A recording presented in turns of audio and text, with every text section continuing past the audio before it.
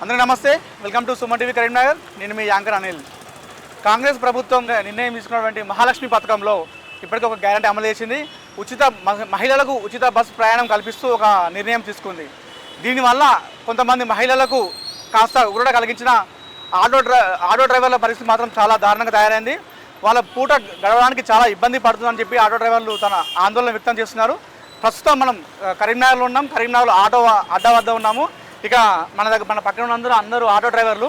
వీళ్ళ పరిస్థితి ఎలా ఉంది, మహాలక్ష్మి ఉచిత బస్సు ప్రయాణం తీసుకున్న తర్వాత ఆటో డ్రైవర్ల పరిస్థితి ఎలా ఉందో వారిని అడిగి మనం కొన్ని విషయాలు తెలుసుకుందాం. అన్న, అందరికి నమస్తే. నమస్తే అన్న, ఎక్కడ ఎవరు అన్న మీది? మాది తిమ్మాపూర్ మండలం వచ్చినారా? ఓకే. డైలీ ఎన్ని ట్రిప్పులు కొడతావు అన్న నువ్వు ఆటో?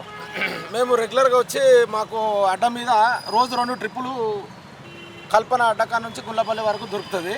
అంటే ఒక్కరు 2 ట్రిప్పులు కొడతారు? ఒక 2 ట్రిప్పులు. మామూలుగా మా అడ్డ మీద ఒక 60-70 బండ్లు నడుస్తాయి. ఓకే. మళ్ళీ మా పక్కకే ఒకటి జంగపల్లి అనేటువంటి యూనియన్ ఉంటుంది. వాళ్ళ దానిలో 120-130 ఆటోస్ ఉంటాయి. పైగా పోతే వాళ్ళకు ఒకటే సింగిల్ రావడం జరుగుతుంది ఎవ్రీడే. ఓకే. అయితే ఇప్పుడున్నటువంటి పరిస్థితులకు ఇంతకుముందు ఉన్నటువంటి పరిస్థితులకు మాకు చాలా డిఫరెంట్గా ఉన్నది. ఏంటంటే మేము కంప్లీట్గా ఆటోల మీదనే కుటుంబాన్ని సాదుకునేటువంటి పరిస్థితుల్లో మేము ఉన్నాం. కాబట్టి ఇవాళ ఆ కుటుంబాన్ని సాదుకోవడం కోసమే మేము చాలా ఇబ్బందులు పడవలసి వస్తుంది. ప్రభుత్వాలు ఇలాంటి పథకాలు కావాల్సింది, ప్రజలకు కావాల్సింది సోమరిపోతు పథకాలు కాదు. మేము ఏ పార్టీకి వ్యతిరేకత కాదు. ప్రభుత్వ పథకాలు అనేవి ఎట్లా ఉండాలనంటే ఒక సామాన్యులు బాగుపడేటువంటి విధంగా ఉండాలి. అవి ఎట్లాంటి ఉచిత విద్య, ఉచిత వైద్యం లాంటివి కావాలి. కానీ ఈ ఫ్రీ బస్సులు ఇవాళ చాలా మంది లేడీసే దానికి వ్యతిరేకిస్తారు. ఎందుకు వ్యతిరేకిస్తారు? ఇవాళ ఇక్కడ ఎక్స్ప్రెస్ ఎక్కి ఆల్టింగ్ డ్యామ్కు లేనే లేదు. ఎక్స్ప్రెస్ ఎక్కుతారు, డ్యామ్లో ఆల్టింగ్. హైదరాబాద్ పోవాలనుకునే వాళ్ళకు 3 hours జర్నీ ఉంటుంది. కాబట్టి వాళ్ళకి ఎంత సఫర్ కాగలుగుతారు వాళ్ళు. ఇట్లాంటి పథకాలను ప్రభుత్వం వెంటనే రద్దు చేసి మాలాంటి ఆటోను నమ్ముకొని బతికేటువంటి కుటుంబాలను ఏదైనా ఏ విధంగానైనా మాకు ఇది చేయాలని చెప్పేసి అని కోరుకుంటున్నాం. అన్న, చాలా ఇబ్బందులు ఉన్నారు ప్రతి ఒక్క ఆటో డ్రైవర్లు. నా పేరు మహేందర్. మాది రేణుకుంట. ఓకే. ఇప్పుడు మేము అంతకుముందు వచ్చేసి అన్న చెప్పినట్టుగా మేము రోజు 2 ట్రిప్పులు వేసేవాళ్ళం. ఓకే. 500-600 అట్లా మిగిలేది. ఇప్పుడున్న సిచ్యువేషన్ పరిస్థితుల్లో మాత్రం 200-300 పొద్దుగేసరికి 2 ట్రిప్పులు వేస్తే 300 మిగిలిన పరిస్థితి లేదు ఇప్పుడు. చాలా ఇబ్బందిగా ఉన్నది. ఇంకోటి ఏంటంటే మహిళది ఫ్రీగా పెట్టడం వల్ల అంతకుముందు మహిళలు అంటే కొంచెం గౌరవం ఉండేది. ఇప్పుడు ఉన్న పరిస్థితులలో మహిళలకు కూడా ఎవరు రెస్పెక్ట్ ఇవ్వట్లేదు. ఇప్పుడు ఒకటి అది ఇది చాలా ప్లస్ పాయింట్. ఇది ఇప్పుడున్న పరిస్థితులు ఏంటంటే పూట గడవడం చాలా కష్టమైపోయింది స్వామి. చాలా ఇబ్బందుల్లో ఉన్నాము. కిరాయి కట్టలేని పరిస్థితిలో ఉన్నాము. ఆటో రెంట్ 300 తీసుకొచ్చుకుంటున్నాను నేను. డైలీ 300 కట్టలేకపోతున్నా. వాళ్ళ ఆటో కిరాయి నాది. కిరాయి తీసుకున్నాను, కిరాయితో నడిపించుకుంటున్నాను. చూడండి, రూపాయలు కిరాయి ఆటోకి రెంట్ కట్టాలి, డీజిల్ తీసుకోవాలి, ఇంట్లో ఫ్యామిలీకి ఖర్చులు తీయాలి. చాలా ఇబ్బందిగా అవుతుంది సమయం. మా పరిస్థితి కొంచెం అర్థం చేసుకొని మాకు కొంచెం సహాయ సహకారం చేయవలసిందిగా గవర్నమెంట్ను కోరుతున్నాము. చూడండి ఎంత దారుణమైన పరిస్థితి ఉందో. సొంత ఆటో లేని వాళ్ళ పరిస్థితి మాత్రం చాలా దారుణం అండి. ఎందుకంటే వాళ్ళు కిరాయి తీసుకొని రోజుకి ఎంత? 300 రెంట్ ఆటోకి. రోజుకు 300 రెంట్ కట్టాలి. ఇటు పెట్రోల్ ఊహించుకోవాలి. 2 ట్రిప్పులు అంటే మినిమం ఎంత జరుగుతుందా? పెట్రోల్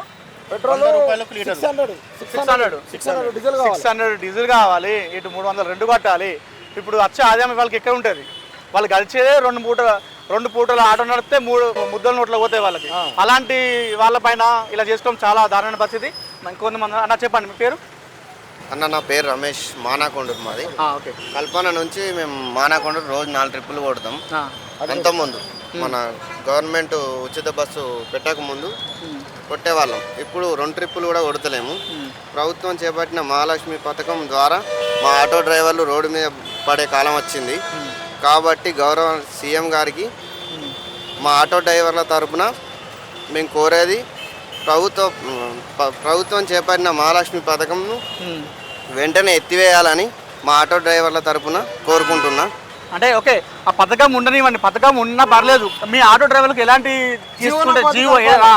చేస్తే బాగుంటుంది అనుకుంటున్నాను? మహాలక్ష్మి పథకం ఉన్నప్పటికీ కూడా చెప్పండి. మా ఆటో డ్రైవర్లకు జీవనోపాధి కల్పించాలి. అది మాకు కావాల్సింది. మా పిల్లలు ప్రైవేట్ స్కూళ్ళలో పోతే ఫీజులు కట్టలేనటువంటి వ్యవస్థ, ఆటో మీద సంబంధించలేని వ్యవస్థ. నాకు సొంత ఇల్లు కూడా లేదు, నాకు సొంత ఆటో కూడా లేదు.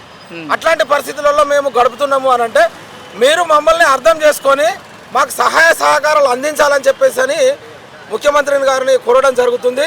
ఎవరన్నా మీరు? మాది నేదనూరు. అక్కడి నుంచి రోజు ట్రిప్పులు కొడతారా కరీంనగర్కి? కరీంనగర్ రోజు డైలీ వేస్తాం అటాకి. ఎన్ని ట్రిప్పులు కొడతారు రోజు మీరు? రోజు మేము 4 ట్రిప్పులు కొడతాం. ఓకే, ఈ పథకం పెట్టిన తర్వాత మీకు ఎలా ఉంది పరిస్థితి ఆటో డ్రైవర్లు? మా పరిస్థితి ఇప్పుడు మాకు 2 ట్రిప్పులు సుధా పడేదానికి లేదు. పడ్డా మాకు మా డబ్బులు మాకు అయితలేదు, మా కలెక్షన్ అయితలేదు. అంతకుముందు మేము 1000 వేసిన వాళ్ళము, ఇప్పుడు 500 కూడా సుధా కష్టమే అవుతుంది. మేము దానిలో 500 మేము డీజిల్ పోసుకోవాలి, మా కుటుంబాన్ని పోషించుకోవాలి. మా పరిస్థితి అది. ఇక్కడ ఈ కల్పన అడ్డా మీదకి కనీసానికి ఒక 10 మండలాలు వస్తాయి. ఈ కల్పన అడ్డా మీద ఆధారపడి బతికేటి ఒక 10-15 మండలాలు ఉన్నాయి. 15 మండలాల్లో అంటే మొత్తం ఎంతమంది ఉంటారు ఈ అడ్డా మీద డ్రైవర్లు? దాదాపుగా ఇప్పుడు అయితే 1,00,000 చిల్లర ఉన్నాయి. కరీంనగర్ జిల్లా సంబంధించి మొత్తం 1,00,000 చిల్లర ఉన్నాయి. ఓకే, 1,00,000 చిల్లర ఉన్నాయి. మాకు ఉపాధి ఏం కలిగిస్తాడో కలిగించని, మాకు ఆ ఉచిత బస్సు ప్రయాణం పెట్టిన